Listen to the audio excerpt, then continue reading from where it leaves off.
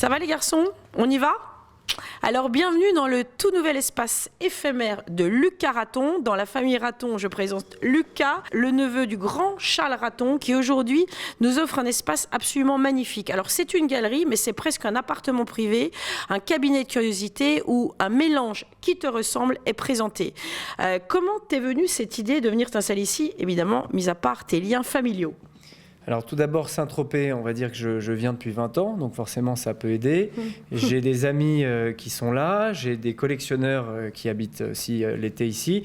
Et donc on va dire que c'était une façon de les rencontrer parce que j'en avais marre que tous mes amis me disent « on viendra te voir à Paris, on viendra te voir sur les salons ».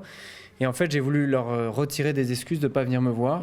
Et donc, je me suis dit, bon, pour faire une galerie sur son lieu de vacances, c'est pas toujours évident. Mais en fait, c'est tout l'inverse parce que je passe du bon temps avec des gens, je leur fais découvrir un univers. Et en fait, c'est que du plaisir. Il n'y a pas du tout de contraintes. Et c'est justement, c'est ça qui m'a intéressé dans cette galerie. Absolument. Alors, j'avoue qu'elle est idéalement placée, n'est-ce pas, Nicolas? On va bientôt présenter Nicolas, puisqu'elle est derrière la place des Lys. Elle est à côté d'un des plus vieux bistrots de la place des Lys, le bistrot des Boulisses. Donc, on est dans l'authentique et dans le charme parisien, puisque la famille Raton officie à Paris, dans le 6e arrondissement, depuis des années, et sont des spécialistes, je le disais, de l'art africain. En ce qui te concerne, tu as souhaité, avec cette galerie, te démarquer. Exactement. En fait, cette galerie, c'est un nouveau projet pour moi, ce que je n'ai pas vraiment fait avant. J'ai commencé dans les salons, notamment à TEFAF, à Maastricht, de montrer des œuvres mélangées. En fait, ma démarche ici, ça a été de recréer un intérieur. C'est-à-dire qu'on est chez un collectionneur, on est chez un amateur d'art, au sens large, exactement. Et en fait, c'est ça, c'est ce que je voulais, c'est la convivialité. S'asseoir, discuter, se mettre sur une banquette de galets aux lentilles, avoir des meubles de Jean Prouvé, des sièges de Jeanneret, des meubles de l'artiste Choi. Et aujourd'hui, voilà, c'est recréer un univers, un intérieur où les gens vont rentrer par curiosité, pas pour une raison précise, et de se dire, dis donc, on se sent bien, mais pourquoi on se sent bien? On se sent bien parce qu'il y a des choses qui nous plaisent, qui sont belles à regarder, agréables, et d'un coup, ils découvrent l'art tribal, qui n'est pas du tout la raison de leur rentrer dans la galerie, et disent, dis donc, ça me plaît, il y a un truc qui se passe, j'aime cette connexion, j'aime cette fusion, et moi, je leur explique à travers les tableaux modernes, leur lien et le lien, tout ce qui s'est passé entre ces artistes et l'art africain qui a quand même énormément influencé ces gens. Et c'est là où ils font le lien. Et en fait, je me disais, mais quelle idée de vendre de l'art africain à Saint-Tropez. Les gens vont me dire, t'es fou. D'ailleurs, il y a pas mal qui me l'ont dit. Et au final, je me rends compte ils se sont tous trompés. Et j'en suis ravi. Le premier d'ailleurs. Et en fait, voilà, les gens rentrent parce qu'ils trouvent ça beau. Et ensuite, il y a un dialogue qui s'installe où on vient se dire, mais c'est vrai que ces objets, il y a quand même quelque chose. Il se passe quelque chose. Et évidemment, et moi, c'est ça que je veux montrer aux gens. Je veux montrer aux gens que ces objets ne sont pas anodins. Ils sont nés de quelque chose de très fort. Et ce quelque chose de très fort a créé ce qui fait l'histoire de l'art aujourd'hui. Donc, mais c'est bien de le faire de cette façon-là et ça vient naturellement. Et moi, ce que je veux, ce sont des nouveaux clients. Des gens qu'on trouve ici. C'est dit, hein. Voilà. Et alors, je n'ai rien contre les clients réguliers, et je les aime très bien, mais voilà, je suis jeune et j'ai une nouvelle vision du marché. Exact. Et on va dire que, comme tu voulais me demander quelle est la différence avec mon père est marchand depuis 50 ans, il est très bien établi. Moi, ma vision du marché aujourd'hui, quel qu'il soit, c'est d'apprendre aux gens, de leur montrer... Des initiés. Voilà, des initiés, exactement, c'est le terme, à des choses qu'ils ne connaissent pas, parce qu'il y a quand même une curiosité. Exact. Et il y a une curiosité, et c'est vrai que ton père, lui, travaille davantage chez Sénéque maintenant, faut le dire. Oui. Alors, il est vrai que pour nous initier à cet art africain et pour rejoindre des artistes contemporains, tu as choisi quelqu'un que nous aimons tout particulièrement, que nous connaissons depuis longtemps, qui est Nicolas Lefebvre, que je croise régulièrement à Saint-Tropez, à Beauvallon, à Megève et à Paris bien sûr, qui est évidemment, je dirais, une œuvre très forte, qu'il présente aujourd'hui d'ailleurs en résonance avec une photographe. Nicolas, c'est vrai que les objets, ça te connaît, l'animisme aussi, c'est-à-dire que chez toi, tout est magique. Je vais d'ailleurs te laisser la parole, parce que c'est vrai que je parle de Nicolas avec beaucoup d'enthousiasme. C'est une œuvre avec laquelle on a envie de vivre. Écoute, moi je suis ravi en tout cas de présenter mes œuvres chez Lucas, parce que j'aime beaucoup son goût et justement son rapport avec son éclectisme. Et je trouve ça très intéressant d'avoir monté cette galerie ici, parce que ça manquait aussi un petit peu justement, les arts premiers, des choses un peu différentes qu'on n'a pas forcément l'habitude de voir ici.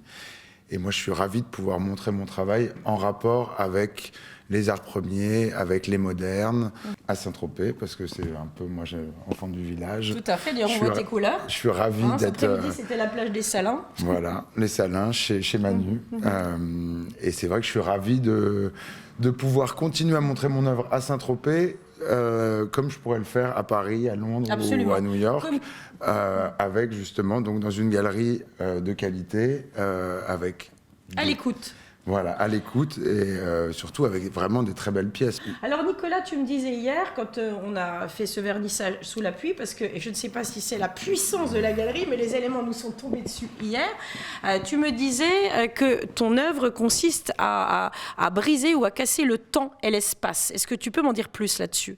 Bah oui, en fait, moi, j'assemble des objets qui viennent de différentes cultures, différentes civilisations et différentes périodes. Et donc, j'aime un petit peu brouiller les pistes pour plus savoir vraiment qui a fait ça, à quelle période, d'où ça vient. Et justement, un peu ce côté anonymat aussi, parce que moi, j'adore justement, même parfois, moi, j'arrive pas vraiment à reconnaître presque les pièces. Et je trouve ça très... Mais les pièces te reconnaissent. Et les pièces doivent me reconnaître. Je continue à chiner énormément d'ailleurs, parce que toutes ces pièces, elles m'appellent avant de venir les assembler. Et alors ta ligne signature, si je puis dire, je ne sais pas si c'est adapté à un artiste, mais enfin on te connaît avec ce concept, cette création qui sont les déesses mères. Voilà. Alors d'ailleurs je précise que Nicolas lui-même vient d'une famille d'artistes, c'est-à-dire que vous êtes quand même tous les deux, vous avez bénéficié, j'allais dire, d'un environnement qui vous a donné cette sensibilité. Tout à fait. Alors déesses mères, aujourd'hui présentes aussi dans la galerie ? Ah oui, il y a plein de sculptures qui symbolisent cette croix de vie, justement, sur laquelle je travaille depuis une quinzaine d'années. Donc c'est une trinité d'objets qui viennent s'assembler pour représenter le symbole de la croix de vie, de la déesse mère, de la source. Donc voilà, je travaille depuis des années sur ce symbole. Et c'est vrai que c'est ma ligne directrice et qu'elle me permet de venir assembler tous ces objets. Et en général, ça vient s'assembler de manière assez magique et assez évidente. Effectivement, ça fait référence à cet animisme, c'est-à-dire les objets ont une vie, les objets nous parlent. Foucault disait « Objet inanimé, avez-vous une âme ?» Et c'est vrai que moi, en tout cas, elle me parle et donc j'ai besoin d'aller récupérer des objets comme ça au travers de mes voyages et aussi par exemple dans les brocantes, au Jardin des Robert. Au Jardin des Robert, on se croise. Où j'étais encore ce matin à la première heure pour trouver des petits trésors et avant d'aller se baigner d'ailleurs, hein, c'est formidable qu'on est ici. Et alors on parle souvent, ce qui te concerne aussi, de quasiment de chamanisme. Comment tu peux développer ça, un petit peu expliquer ça? Alors ça, je pense que c'est les gens qui parlent de chamanisme. Moi, j'essaye de retrouver l'âme, en fait. Donc de venir vraiment travailler avec, avec des objets qui me parlent, qui parlent aussi notre inconscient collectif, parce que c'est des objets souvent passés par le temps, passés par le soleil, par la mer, et qui nous parlent à tous, en fait, parce qu'on aime... Absolument. Que ce soit des objets précieux que je viens assembler avec des coquillages ou avec des objets naturels que je ramasse sur les plages. Et pour moi, je dis souvent, quand les objets arrivent dans mon atelier, après, il n'y a plus cette valeur marchande, c'est que les valeurs de l'âme. Donc c'est peut-être aussi pour ça que les gens reconnaissent un esprit un peu chamanisme ou un peu là-dedans, c'est que c'est vraiment une... C'est la matière qui parle, en fait. Hein, absolument, mais c'est exactement plus que sa valeur. C'est exactement ça. Alors, il y a eu, on se rappelle du collier de Poséidon que tu avais déposé il y a 1 an, ou il y a 2 ans, je crois. 2 ans. Il y a 2 ans, puisque tu es un artiste également engagé, qui soutient Sea Shepherd, qui est proche de Paul Watson, qui est proche aussi, bien sûr, de Pierre Rabhi, c'est-à-dire la terre-mère. C'est vraiment quelque chose pour toi d'important. Ce qui tombe bien, c'est qu'aujourd'hui, le nouveau Saint-Tropez, qui accueille de jeunes talents, est assez allié aujourd'hui, effectivement, art et écologie. Donc, messieurs, je trouve que votre place, elle est parfaite ici, et nous ne pouvons que nous réjouir de ça. J'ai envie de faire venir avec nous justement cette photographe que j'ai découverte ici aussi, puisque tu parlais de chamanisme. Eh bien, je trouve que le travail de Sarah révèle assez bien la puissance de ces objets. Ah oui, alors Sarah, j'ai la chance de collaborer pour cette exposition chez Lucas avec Sarah Imnoul, qui est pour moi une photographe merveilleuse, pleine de talent et donc qui travaille à la chambre avec des daguerréotypes, des calotypes, des procédés à l'ancienne, qu'on avait l'habitude de faire à la fin du 19e siècle. Et du coup, elle arrive vraiment à redonner à la photographie une âme. Donc en fait, moi, j'ai jamais voulu collaborer avec des photographes ou tout ça parce que ça me paraissait toujours un peu plat. Et là, on arrive vraiment à sentir l'objet, en fait.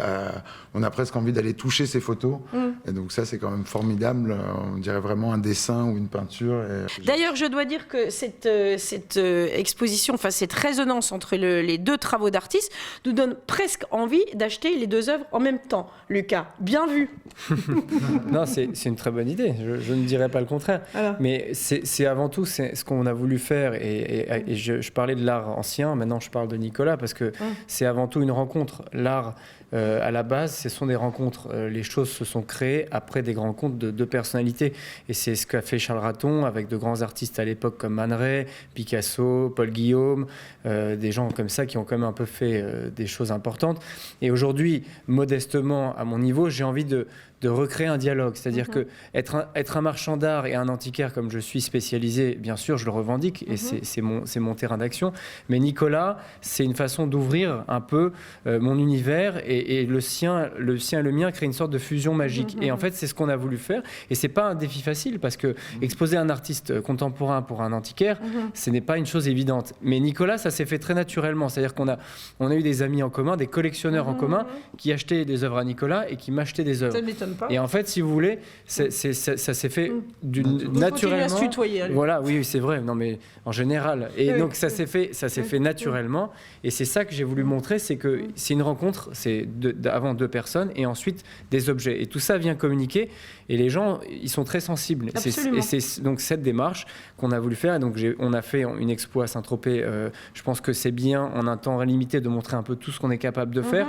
Parce que autant dans l'art contemporain que l'art moderne, comme je disais tout à l'heure, voilà, Nicolas, c'est le seul artiste contemporain avec Sarah aussi que je vais exposer. Et donc voilà, il y a quand même une recherche derrière tout ça. C'est pas simplement exposer des artistes. Non. Il y a une démarche où il y a un dialogue entre nous trois. C'est un passeur, je dirais. Exactement. Et puis il arrive à faire dialoguer les œuvres.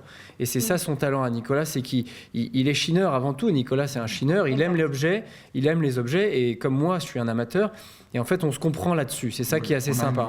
Une vraie compréhension, un vrai dialogue.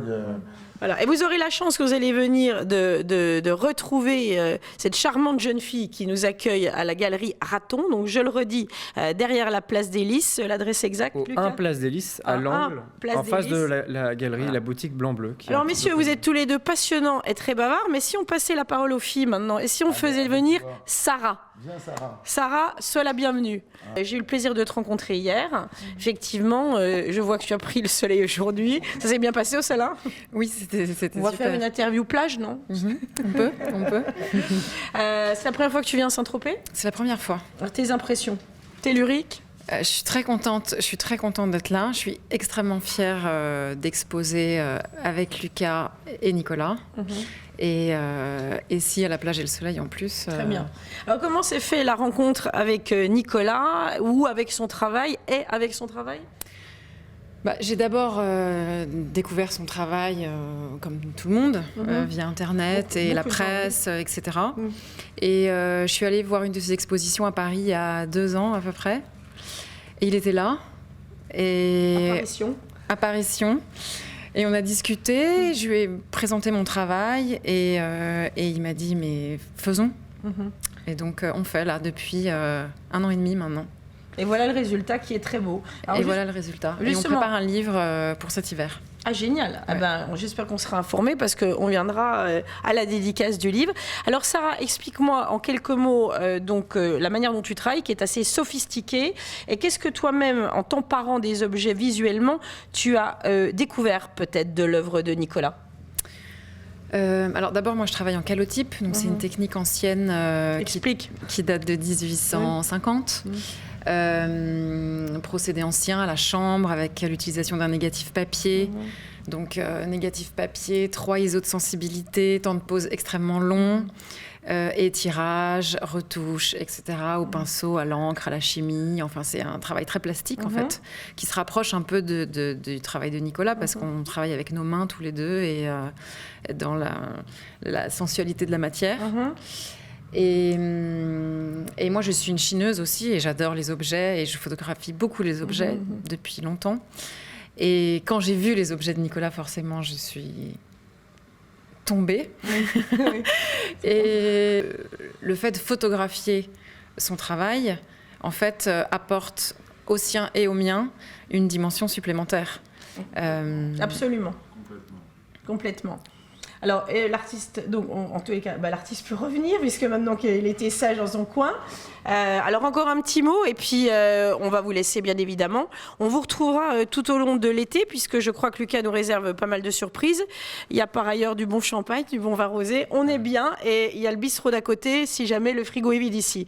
Alors, Nicolas, toi, dis-moi quelques mots sur ce couple artistique, si je puis dire, ou cette rencontre. Cette rencontre artistique. Moi, je suis très fier de pouvoir collaborer avec Sarah parce que du coup je pensais pas pouvoir poser mon œuvre sur du papier de cette manière-là et à la fois je le rêvais quand même de pouvoir faire des collaborations, etc. Et je suis assez intransigeant avec l'art contemporain aujourd'hui et j'ai du mal à trouver des vraies collaborations en tout cas qui me parlent et dont je suis très sensible au travail. Et donc là, c'est vrai que c'est une expérience avec Sarah depuis 1 an et demi où je vois qu'elle a le même amour pour les objets que nous, du coup, aussi bien Lucas que moi. Et j'aime beaucoup son goût parce qu'elle est très subtile, elle aime vraiment aussi ce temps qui passe, des choses très simples. On rejoint encore Pierre Rabhi avec cette sobriété heureuse aussi, parce qu'il y a vraiment tous ces objets qui...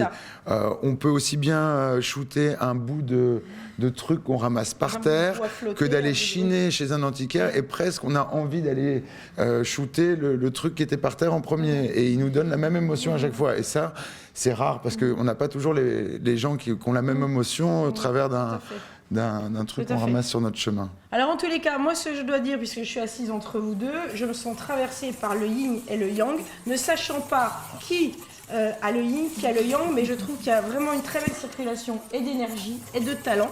Je vous félicite, on félicite Lucas et on est ravis de ton arrivée ici. À très bientôt. Merci Agnès.